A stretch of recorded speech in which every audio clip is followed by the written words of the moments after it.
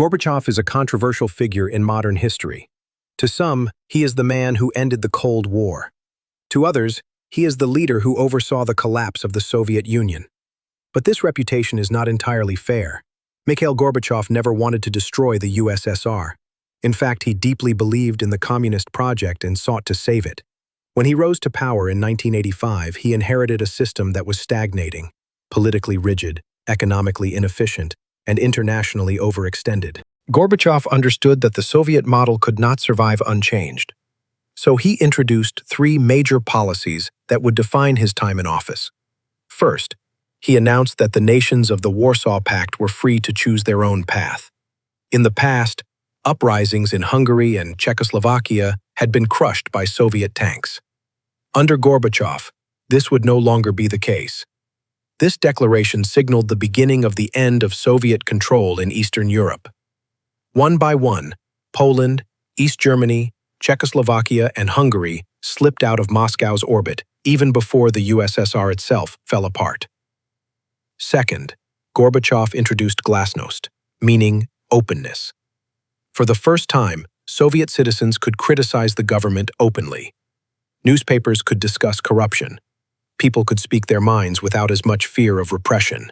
It was meant to strengthen socialism by allowing constructive criticism, but instead, it unleashed a flood of discontent and exposed just how deep the cracks in the system were. Third came Paristroka, or restructuring. This was an attempt to revive the stagnant Soviet economy by introducing limited market reforms. Gorbachev hoped to blend socialism with a touch of capitalism, granting enterprises more autonomy while keeping the system under state control. Yet these reforms were too timid to truly fix the economy, and in many ways, they made things worse. Shortages increased, unrest grew, and by 1991, the Soviet Union was in free fall. The Warsaw Pact was gone, republics were declaring independence, and the USSR itself dissolved. Gorbachev's reforms failed to save the Union, yet they came from a place of courage. He recognized that change was necessary, even if it risked everything. Without him, the USSR might have lasted a few more years as a brutal dictatorship, but at an enormous human cost. For that, many still respect him. But what if things had gone differently? What if Gorbachev had succeeded, not in dismantling the Soviet Union, but in saving it? We start in 1985, the year Gorbachev came to power. In this alternate history, he remains the same visionary leader, but adopts a slightly different approach. Instead of rushing to reform everything at once, he proceeds carefully, learning from the mistakes that in our timeline doomed his efforts. One key comparison to make is with China under Deng Xiaoping. China successfully transitioned from a rigid planned economy to a more market-oriented system while keeping the Communist Party firmly in control. Why did China succeed where the USSR failed? Two main reasons: economic radicalism and political rigidity.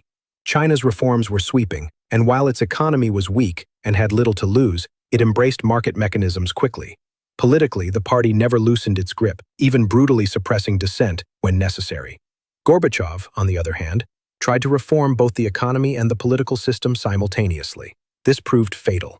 Greater political openness gave voice to nationalist movements and opposition, undermining the state, just as the economy was floundering.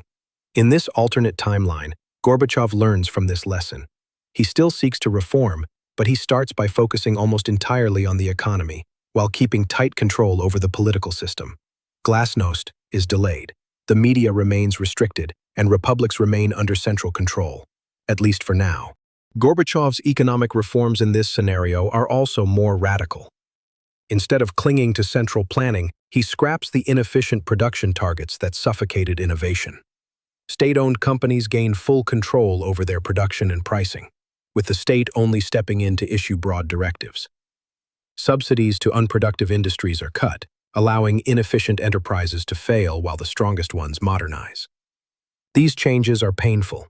From 1986 to 1991, the USSR still experiences hardship. Unemployment rises and unrest brews. But unlike in our timeline, the economy begins to stabilize by the early 1990s. The Soviet Union does not collapse. Instead, it survives these years, battered but intact.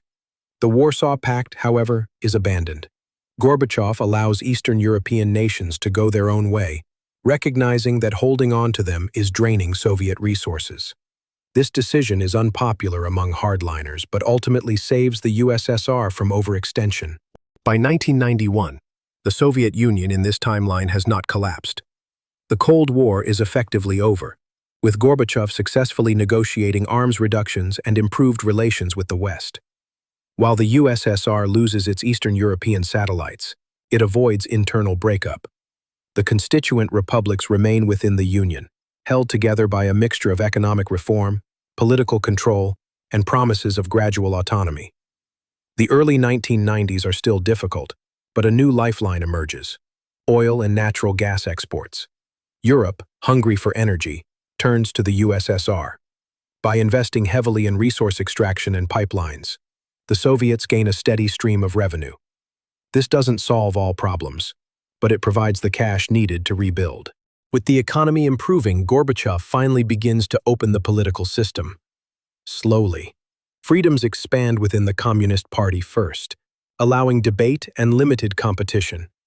Over time, the press gains more freedom, dissent is tolerated, and local governments gain more autonomy.